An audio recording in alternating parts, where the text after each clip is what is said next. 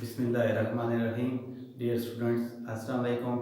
3.3 तक हमने कंप्लीट कर लिया था। आज हम 3.4 की डेफिनेशंस पढ़ेंगे और जो डेफिनेशन आज हमने पढ़नी है वो है अपर triangular matrix, lower triangular matrix, triangular matrix, symmetric matrix और स्क्यू सिमेट्रिक मैट्रिक्स। सबसे पहले याद रखें कि स्क्वायर मैट्रिक्स मैंने आपको बताया हुआ है कि एक मैट्रिक्स ए है जिसमें रोज की तादाद और कॉलम की तादाद बराबर हो। जैसे इसमें कितनी रोज है, 1 2 3 रोज हैं और 3 कॉलम है, तो ये स्क्वायर मैट्रिक्स है। तो ये जितने मैट्रिक्स हमने पढ़ने हैं सबसे पहली कंडीशन है कि वो स्क्वायर हो। यानी रेक्टेंगुलर मैट्रिक्स कौन से होते हैं, इसमें देखें 2 रोज हैं और 3 कॉलम है, तो ये रेक्टेंगुलर है। तो रेक्टेंगुलर मैट्रिक्स पर ये डेफिनेशन वैलिड नहीं है। सबसे पहली शर्त क्या है, सबसे पहली कंडीशन है कि जो मैट्रिक्स आपने पढ़ना वो स्क्वायर हो, यानी रोज की तादाद और कॉलम की तादाद इक्वल हो।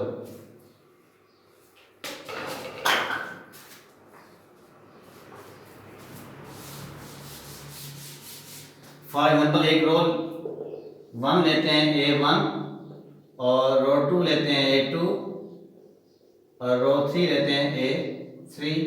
कॉलम के लिए सबके साथ 1 लगा लें, पहले कॉलम के लिए, दूसरे कॉलम के लिए 2 और तीसरे कॉलम के लिए 3। यहाँ 3 ऑब्जेक्टिव मैंने आपको समझाने हैं। ये जो एंट्रीज हैं ये हैं principal diagonal entries. Principal diagonal entries, जो आप एंट्री लिखते हैं उसको AIJ कहते हैं, I रो के लिए और J कॉलम के लिए।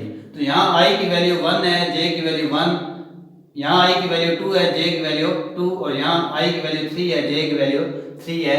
ये कौन सी एंट्रीज हैं, ये मेन डायगोनल एंट्रीज। ऑब्जेक्टिव के लिए आपको याद रखना पड़ेगा कि ये मेन डायगोनल एंट्रीज हैं या प्रिंसिपल डायगोनल एंट्रीज। तो वो इनमें रिलेशन पूछेगा कि I का J के साथ क्या रिलेशन है, I का J के साथ क्या रिलेशन है। I भी 1 है, J भी 1, I भी 2, J भी 2, I भी 3, J भी 3, तो I किसके इक्वल है, J के इक्वल। कौन सी एंट्रीज में, प्रिंसिपल डायगोनल एंट्रीज में I और J इक्वल होंगे। अब आ जाए दूसरा ऑब्जेक्टिव कि जो एंट्रीज हैं above the principal diagonal entries. For example यहाँ I की वैल्यू है 1, J की वैल्यू है 2, I की वैल्यू 1, J की वैल्यू 3, I की वैल्यू 2 और J की वैल्यू 3। I जो है वो J से लेस है, यानी I 1 है तो J क्या है 2 है, I 1 है तो J क्या है 3 है, I J से कम है। यहाँ I 2 है तो J क्या है 3, I J से कम है। तो ऐसी एंट्रीज जो above the principal diagonal entries हैं उनमें क्या है, I less than J।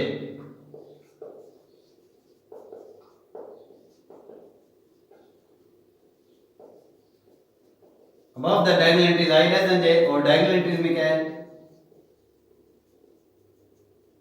I equal to J। अब लास्ट ऑब्जेक्टिव है कि entries below the principal diagonal, उनमें देखें AIJ होता है, I की वैल्यू 2 है तो J की वैल्यू 1, तो I J से बड़ा है। I की वैल्यू 3 है, J की वैल्यू 1, तो I J से बड़ा है। I की वैल्यू 3, J की वैल्यू 2, तो इसमें भी I J से बड़ा है। तो इसमें देखें एलिमेंट्स या एंट्रीज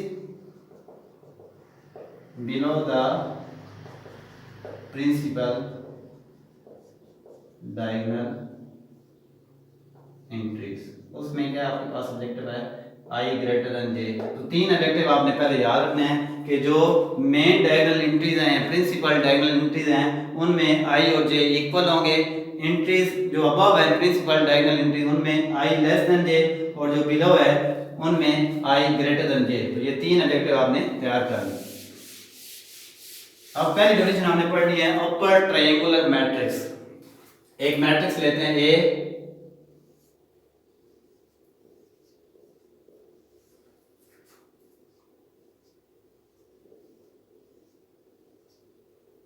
ये आपके पास कौन सी एंट्रीज हैं, ये आपके पास है प्रिंसिपल डायगोनल एंट्रीज। नोट करें प्रिंसिपल डायगोनल एंट्रीज के नीचे सारी एंट्रीज क्या हैं, 0 हैं। एक ऐसा स्क्वायर मैट्रिक्स, पहली कंडीशन है वो स्क्वायर मैट्रिक्स हो जिसमें प्रिंसिपल डायगोनल एंट्रीज के नीचे सारे एलिमेंट 0 हो, तो उसको कहते हैं upper triangular matrix.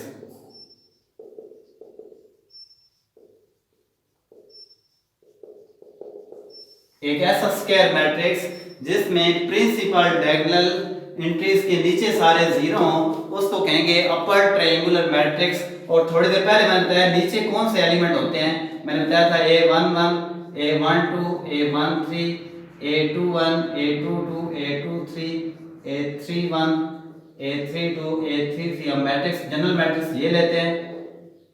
Principal diagonal के नीचे कौन से एलिमेंट होते हैं जिनमें आई जे से बड़ा है, तो आप लिखेंगे A I J equal to 0 for all I greater than J. ये साथ लिखना जरूरी है कि कौन से जीरो होंगे। पहले तो आप एक्सप्लेन करेंगे ऐसे एलिमेंट जो प्रिंसिपल डायगोनल्स के नीचे होंगे वो जीरो होंगे। आप उनको एक्सप्लेन करना है कि नीचे होंगे कौन से, तो उसमें आप देखें नीचे कौन सी एंट्रीज होती हैं प्रिंसिपल डायगोनल के नीचे जिनमें आई जे से ए आई मैट्रिक्स की एंट्रीज होती हैं ए आई जे, आई की वैल्यू 2 जे की वैल्यू 1 आई जे से बड़ा है, आई की वैल्यू 3 जे की वैल्यू 1 आई जे से बड़ा है, आई की वैल्यू 3 जे की वैल्यू 2 आई जे से बड़ा है। ऐसी एंट्रीज जिनमें आई ग्रेटर देन जे है वो सारी जीरो हो जाएं तो उसको हम क्या कहते हैं upper triangular matrix. Square matrix A is equal to matrix कैसा लिखेंगे A is equal to A I J। Order कोई भी हो सकता है, स्क्वायर मैट्रिक्स है तो ऑर्डर m ले लें या ऑर्डर n, यानी अगर ऑर्डर 5 है तो 5 क्रॉस 5, ऑर्डर 6 है तो 6 cross 6। Square matrix A is equal to A I J bracket में क्लोज करना है is said to be upper triangular matrix if all entries below the principal diagonal are zero। अगर नीचे सारी जीरो हो जाएं तो उसे क्या कहते हैं अपर ट्रायंगुलर मैट्रिक्स। अब नेक्स्ट है लोअर ट्रायंगुलर।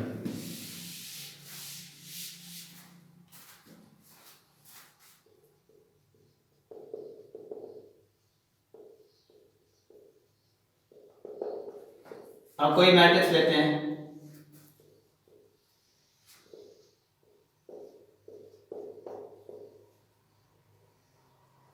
आप नोट करें कि कौन से जीरो हैं। एक ऐसा स्क्वायर मैट्रिक्स लिया है जिसमें प्रिंसिपल डायगोनल एंट्रीज के ऊपर सारे जीरो हैं, ऊपर वाले सारे क्या हैं जीरो हैं, तो वो आपके पास कहलाएगा लोअर ट्रायंगुलर मैट्रिक्स। ऊपर वाले जीरो, ऊपर वाले में देखें आई का जे से क्या रिलेशन है, आई की वैल्यू 1 है, जे की वैल्यू 2, आई की वैल्यू 1, जे की वैल्यू 3, आई की वैल्यू 2, जे की value 3, I less than J, यानी ए आई जे जीरो होंगे for all I less than जे।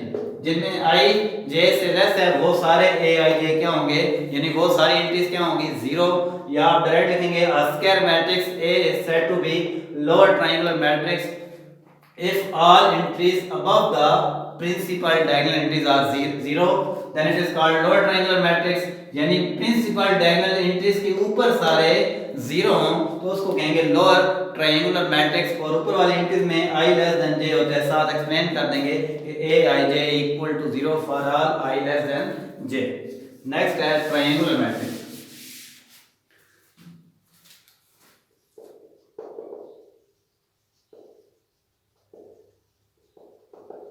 एक मैट्रिक्स लें A फॉर एग्जांपल, या वो अपर ट्रायंगुलर है,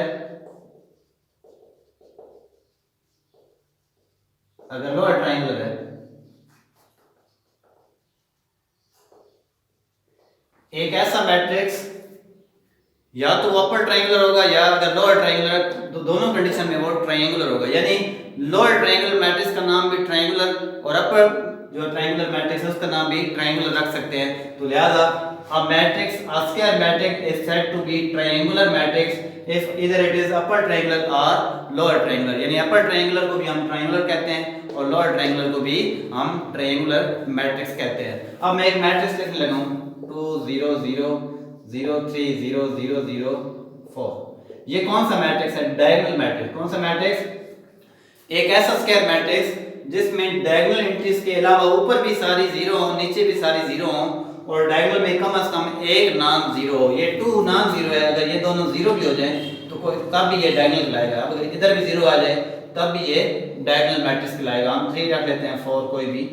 एक ऐसा स्क्वायर मैट्रिक्स जिसमें डायगोनल एंट्रीज के ऊपर भी सारे जीरो हो, नीचे भी सारे जीरो हो, उसको डायगोनल मैट्रिक्स कहते हैं। अब जरा चेक करते हैं, ये डायगोनल मैट्रिक्स है, डायगोनल मैट्रिक्स के ऊपर भी सारे जीरो हैं जिसकी वजह से ये लोअर ट्रायंगुलर और नीचे भी सारे जीरो हैं जिसकी वजह से ये अपर ट्रायंगुलर। अगर ऊपर सारे जीरो हों तो लोअर ट्रायंगुलर, और अगर नीचे सारे जीरो हो तो अपर ट्रायंगुलर।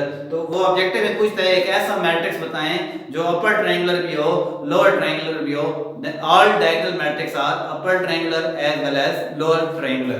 तो ट्रायंगुलर मैट्रिक्स बताया था कौन सा होता है कि एक ऐसा स्क्वायर मैट्रिक्स या वो अपर ट्रायंगुलर हो फिर भी ट्रायंगुलर कहलाएगा, या वो लोअर ट्रायंगुलर है फिर भी वो ट्रायंगुलर कहलाएगा। तो तीन डेफिनेशन आपकी हो गई हैं, एक पढ़ी है अपर ट्रायंगुलर मैट्रिक्स, एक लोअर ट्रायंगुलर मैट्रिक्स, एक ऐसा स्क्वायर मैट्रिक्स जिसमें प्रिंसिपल डायगोनल एंट्रीज के नीचे सारे जीरो हो जाएं उसको अपर ट्रायंगुलर कहते हैं। एक ऐसा स्क्वायर मैट्रिक्स जिसमें प्रिंसिपल डायगोनल एंट्रीज के ऊपर सारे जीरो हो जाएं उसको लोअर ट्रायंगुलर मैट्रिक्स। और फिर कोई भी स्क्वायर मैट्रिक्स जो अपर ट्रायंगुलर हो या लोअर ट्रायंगुलर हो उसको ट्रायंगुलर कहते हैं। आगे आ जाए सिमेट्रिक मैट्रिक्स।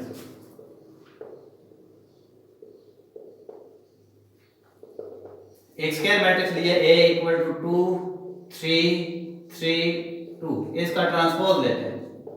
ट्रांसपोज में फर्स्ट रो फर्स्ट कॉलम बन जाएगी और सेकंड रो सेकंड कॉलम। दोबारा देखें 2 3 3 2, दोबारा 2 3 3 2, दोबारा क्या बन गया A बन गया।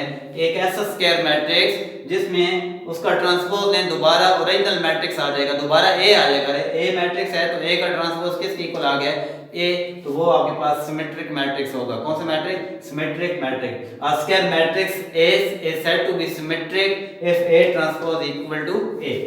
अब आ जाए स्क्यू सिमेट्रिक।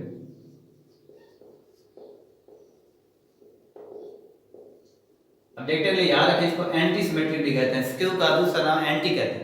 अब देखें A है आपके पास 0 2 -2 0, A का ट्रांसपोज लेते हैं। फर्स्ट रो क्या बनाएंगे फर्स्ट कॉलम और सेकंड रो सेकंड कॉलम। क्या ये दोनों इक्वल आ गए? अगर ये इक्वल आया तो ये सिमेट्रिक होता है। इक्वल नहीं आया क्योंकि यहाँ 2 की जगह -2, तो माइनस कॉमन लेते हैं। 0 की जगह 0, -2 की जगह +2, 2 की जगह -2 और 0 की जगह 0। जब आप माइनस कॉमन लेते हैं तो एंट्रीज के साइन चेंज हो जाते हैं, माइनस वाले प्लस हो जाते हैं, प्लस वाले माइनस, 0 के साथ 0 ही रहता है।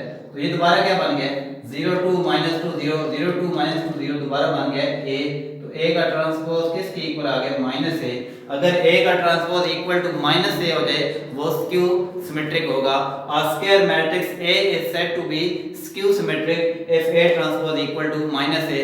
जब भी आप डेफिनेशन लिखेंगे तो एक साथ एग्जांपल देंगे। सिमेट्रिक में कोई आसान सी ये दे दें और स्क्यू सिमेट्रिक में 0 2 -2 0 या 0 3 -3 0 कोई भी आप दे सकते हैं। तो आज हमने जो टॉपिक पढ़ा है उसमें डेफिनेशंस की हैं upper triangular, lower triangular, triangular, symmetric, skew symmetric. इनको फिर रिवाइज करते हैं। एक ऐसा स्क्वायर मैट्रिक्स, सब में स्क्वायर मैट्रिक्स लाजमी लिखना है जिसमें प्रिंसिपल डायगोनल एंट्रीज के नीचे सारे जीरो हों उसको upper triangular, principal diagonal entries के ऊपर सारे जीरो हों तो लोअर ट्रायंगुलर, फिर अपर ट्रायंगुलर हो या लोअर ट्रायंगुलर उसको क्या कहते हैं ट्रायंगुलर। इन दोनों को क्या कहेंगे ट्रायंगुलर।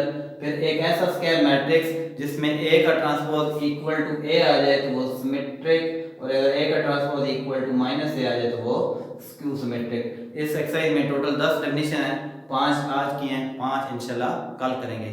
कल तक के लिए अल्लाह हाफिज़।